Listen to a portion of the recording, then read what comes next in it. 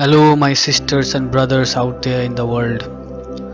Today I am going to narrate inspired talks by Swami Vivekananda. And I am confident that if you listen to inspired talks, it is not only going to help you immensely in your life, but also it is going to give you clarity and a peaceful mind, regardless of what is going on in the outside world. By narrating this life changing book to all of you, I too shall learn at the same time as you. So, without further ado, let me start with inspired talks. Because of their almost enigmatical brevity, the Vedanta Sutras offer a rich field for the commentator, and three great Hindu philosophers, Shankara, Ramanuja, and Madhava, wrote elaborate commentaries upon them. In his morning talks, the Swami would take up first one of these commentaries, then another, showing how each commentator was guilty of twisting the meaning of the sutras to meet his own particular view, and would read in the aphorism whatever would best substantiate his own interpretation. The Swami often pointed out to us how old is the bad habit of text torturing. Thus, it was that in these lessons, the point of view presented was sometimes that of pure dualism as represented by Madhava, while on another day it was that of the qualified non dualism taught by Ramanuja, known as Visishta Devata.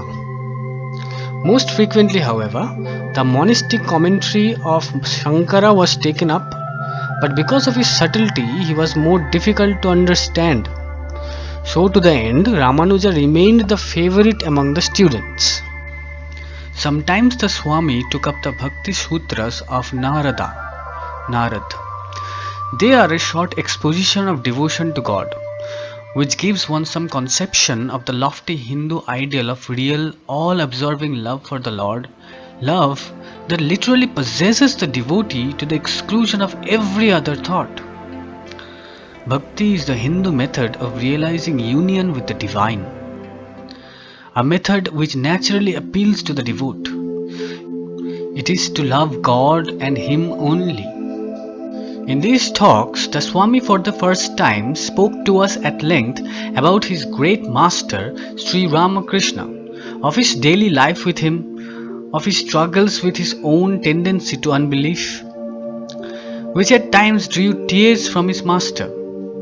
The other disciples have often said that Sri Ramakrishna always told them that Swami Vivekananda was a great soul who had come especially to help his work, and that as soon as he knew who he really was, he would at once give up the body.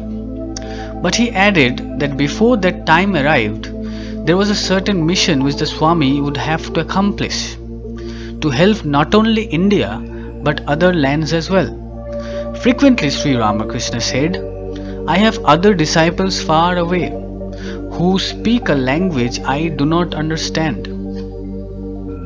After 7 weeks spent at Thousand Island Park, the Swami returned to New York City and later went abroad. He lectured and held classes in England until the end of November, when he returned to New York and resumed his teaching there. On this occasion, his students secured a competent stenographer and thus preserved the Swami's words.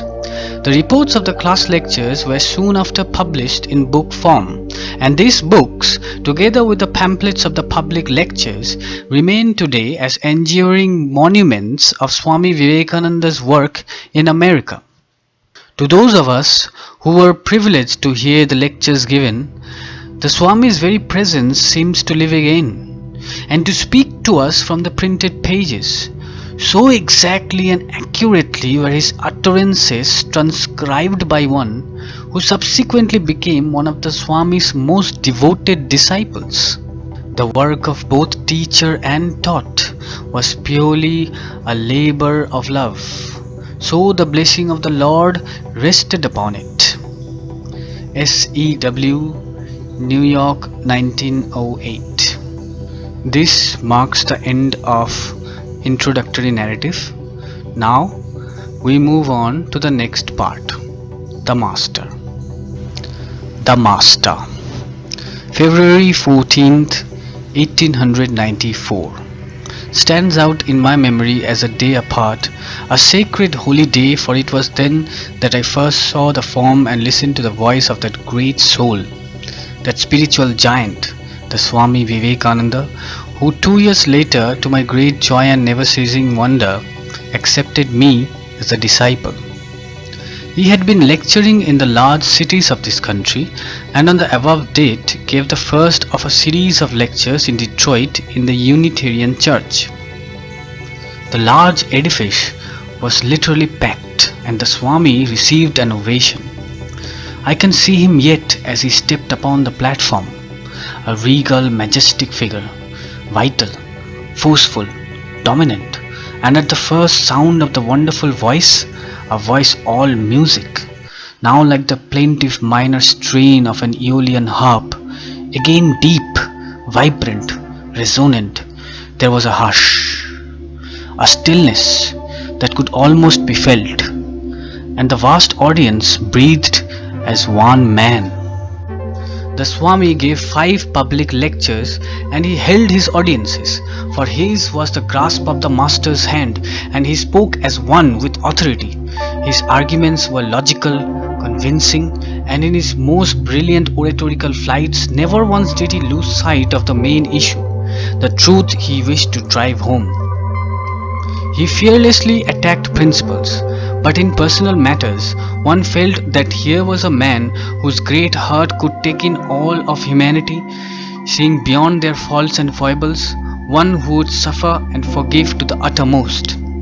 In fact, when it was given to me to know him more intimately, I found that he did forgive to the uttermost.